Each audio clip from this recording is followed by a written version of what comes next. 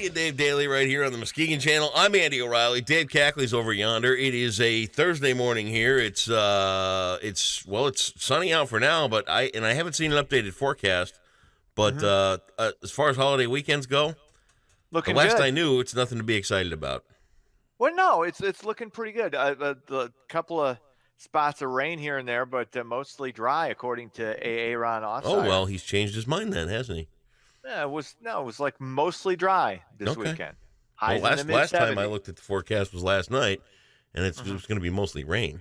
So I wasn't too excited. So you tell Well, what do you, I Aaron mean, that he needs to straighten up and fly right. I need well, a more accurate forecast than that. I can't go, Dave. I can't go 10 hours not knowing these changes. See what I mean? I can't go to bed at night thinking it's going to rain, then wake up the next day going, "Hey, everybody, it's going to rain this weekend," and then you pull the rug out from underneath me because you and Aaron are kind of in cahoots. It would seem, trying to drive me nuts. That's all I'm saying. man, I'm in cahoots with nobody. You're in cahoots. Nobody. I have meetings with myself. That's it. Mm-hmm. That's one thing I like about. So a lot of people don't know this, that I working at 13. I'm not actually an employee here, so Right. whenever they have meetings, I don't have to go to them. Oh, nice. I have, plus I've got other things that I got to do. I got a bunch of radio reports to do traffic wise, and I got to get my maps all set. And then, of course, you and I got to do this Right. crazy thing.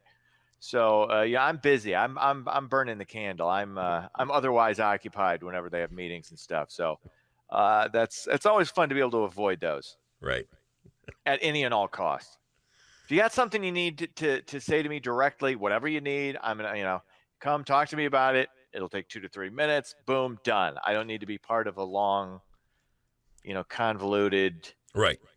He Let me said, ask you she this. said, she said, he said. I don't need it. With your radio reports, how many radio, or don't you even know anymore how many radio? I have no idea. There Really? are somewhere in the neighborhood of, I don't know, half a dozen stations that take my reports. I don't know. I don't know.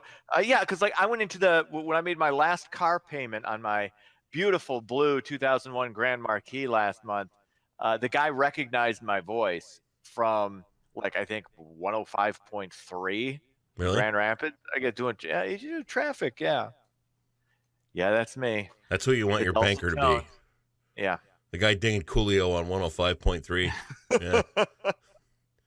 Yeah. So, yeah, I have no idea who hears those, but they're always professional and always, boom, Sure. boom, to the point. I was just saying you could do a In and out. test on one of your traffic things sometime to see how many people are listening to radio. Just throw in some complete babble, some ishkabibble.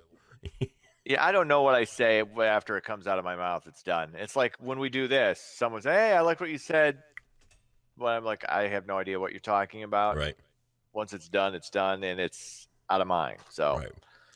Well, I guess I'll Anyway. have to look at the forecast somewhere else then because Yes. thanks to you, I got nothing here. Why don't you do some Okay. news and what?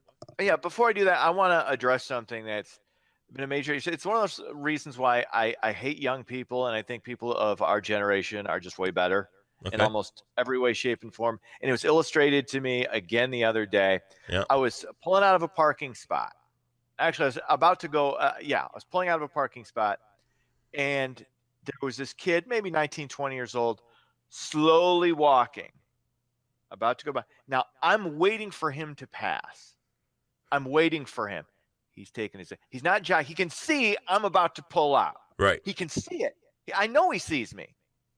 And he's still must have taken him 30 seconds to go 10 feet. It was crazy. I don't think I've ever seen anybody that incredibly lazy. Well, But it's a microcosm of, and it was, like I said, a healthy 19, 20-year-old kid.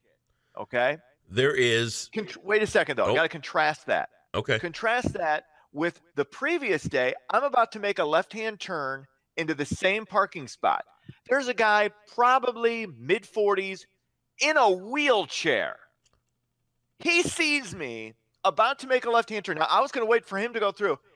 He waves me through. He stops in a wheelchair, and I pull in.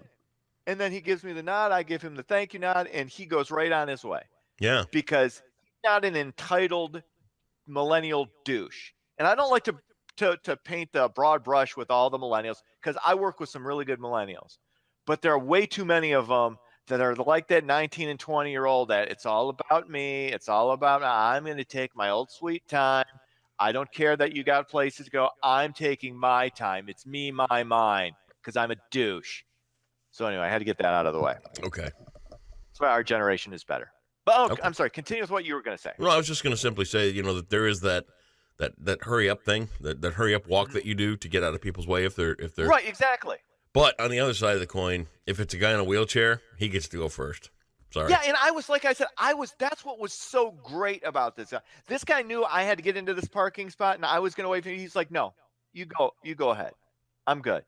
Yeah. And I thought that was fantastic because, once again, Generation X rules. Well, we just do. I'm just simply saying, that you could do that hurry up step thing, and just quick get out of the way type thing. Yeah, that's what I do. I'm more like exactly. That's what I do too. I run across when I'm going across the street. I know a car's trying to make a right hand turn. I sprint across. I don't take my time. Now, what if this played out? Let's say you pulled up to the guy in the chair, and he's like, "No, come on, you park," and you're like, "No, go ahead." And what do you say? What would you have done if it would have elevated from there to? No, you come on, go ahead, park. I don't let it elevate. This is the way I do it. I motion for somebody to go, and they go no, and then I just go. Okay, you don't drag it out, because that could turn into a fisticuffs thing. Well, see, exactly. You don't want to try to out polite somebody and then end up punching a guy in a wheelchair. Yeah, I didn't want to do bad. that. I didn't want it to come to that point. That would have been top stories on 13 though. That would have been big this morning. It was like, traffic reporter knocks out guy in a wheelchair. Yeah, that's bad. But I'm in pretty good shape. I probably could have done it. But anyway, didn't have to. All right, so we've got 7 minutes into nothing here, so why don't you start some news? All right, let's get into it. American Taliban John Walker Lynn. Remember this guy? He's set to be released from prison today. Lynn was convicted back in, I believe it was 2002, for providing support to terrorists. He's being released on good behavior, 17 and a half years into a 20-year sentence. Apparently, there are concerns that he may have been even more radicalized in prison, though. That's what some officials are saying. Okay, if you got that fear, why is he getting out? Well, good behavior. Yeah, I don't need Johnny Taliban running around trying to think, what should I do? Should I try to become a viable member of society, or I don't know, maybe blow something up? I don't know. Just saying. Maybe you want to keep these guys locked up for the duration. I don't know. I think it's crazy. Haven't we defeated the Taliban?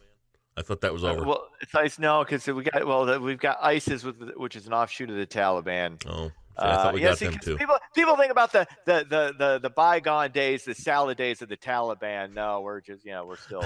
I thought we were worried about all those awful people trying to get across the border down in Texas.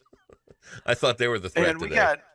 We got so much stuff going on. I can't even wrap my head around it. So I just keep moving forward. Right. Eyes front.